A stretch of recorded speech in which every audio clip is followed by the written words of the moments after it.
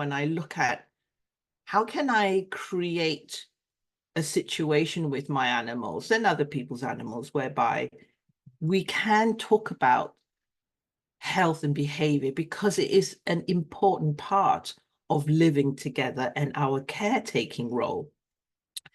Another aspect is we'd say that it's really difficult to communicate with animals, particularly our own, if we're stressed, if we're upset, if we're worried. And for me, that almost seems ironic because it's those times we need the discussion even more. So how come that's like something we can't do? So then I explored that deeper, and really, I believe we say it without realizing what we really mean, but we're passing on this kind of belief that it's difficult to communicate when we're stressed. If we were to complete that sentence, it's difficult to communicate when we're stressed and worried because we haven't learned how to be objective. Because that's what we lose, is the objectivity. Hence, we go to a professional animal communicator or a colleague or a friend who does communication. And then we go, oh, it's easier for you because you're not related to the animal or you're not so close to the animal. What we really mean is you're not sucked in to the stress, which makes me lose objectivity. Does that sit okay with you, what I'm saying so far?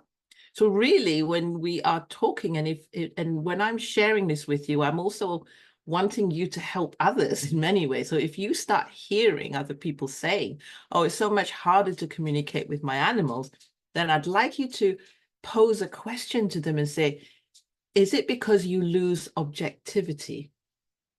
Because once we know it's a loss of objectivity, then it's not actually the stress that's the issue.